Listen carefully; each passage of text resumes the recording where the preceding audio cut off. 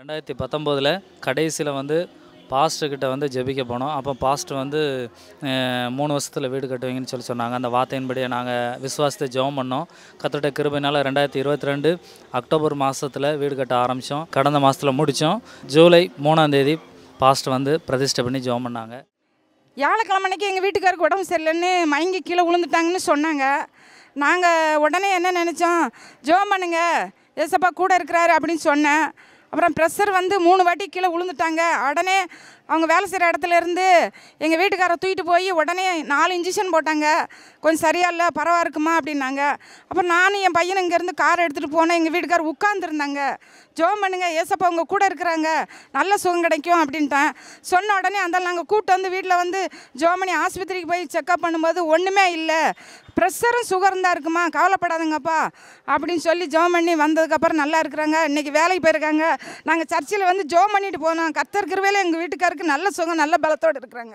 நான் 8 வருஷமாக உதிரை போய்க்கினால் ரொம்ப மிகவும் கஷ்டப்பட்டேன். ஆஸ்பத்திரி மருந்து மாத்திரை எல்லா மருந்து மாத்திரையும் சாப்பிட்ருக்கேன். எல்லா ஆஸ்பத்திரியும் எங்கெங்கெல்லாமோ போகணுமோ அங்கெல்லாம் போயிருக்கேன். ஆனால் எனக்கு ஆஸ்பத்திரியில் சுகம் கிடைக்கல. மருந்து மாத்திரை டெய்லி நான் எடுத்தால் தான் எனக்கு நல்லாயிருக்கும். எல்லாம் மருந்து மாத்திரை சாப்பிடாட்டி நான் உடம்பு சரியில்லாமல் ஆயிடுவேன். ஏசப்பா எனக்கு நல்ல சுகம் தந்திருக்கிறேன். 2 வாரத்துக்கு முன்னாடி காலையில் எந்திரிக்கிறப்பவே ஆண்டவர் ஒரு வசனத்தை கொடுத்தாரு. என் சமூகம் உனக்கு முன்பாக செல்லும் அப்படின்ற வசனத்தை வந்து அந்த வசனம் எனக்குள்ளே கடந்து வருவதை நான் நல்லா உணர்ந்தேன். அன்னைக்கு ஃபுல்லாகவே எனக்கு ஏன் மார்னிங் வந்து ஏசப்பா நம்மளுக்கு இந்த வசனத்தை கொடுத்தாங்க அப்படின்ற யோசனை அன்னைக்கு அந்த டே ஃபுல்லாகவே எனக்கு ரொம்ப இருந்தது. நான் டியூட்டி முடிச்சுட்டு ஈவினிங் வரும்போது ஒரு கம்ப்யூட்டர் சென்டருக்கு வந்து போக வேண்டியது இருந்தது. அந்த இடத்த வந்து அது ஒரு டேர்னிங்கில் இருக்குது, அதை மிஸ் பண்ணிட்டேன்ட்டு டக்குன்னு நான் திரும்புகிறப்ப இண்டிகேட்டர் போடாமல் ஆக்சுவலாக நான் அவசரத்தில் நான் திரும்பிட்டேன். திரும்புகிறப்ப பின்னாடி இருந்து வந்த ஒரு வண்டி வந்து ரொம்ப ஃபாஸ்ட்டாக வந்துட்டு இருந்தது.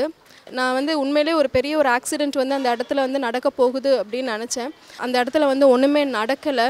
உண்மையாகவே ஆண்டவர் வந்து தம்முடைய வசனத்தை வந்து முன்னாடி சொல்லி அவருடைய பிரசன்னத்தை வந்து எனக்கு முன்பாக அனுப்பி எந்த ஒரு சேதமும் இல்லாமல் என்னுடைய ஜீவனை பாதுகாத்த ஏசப்பாக்கு நன்றி.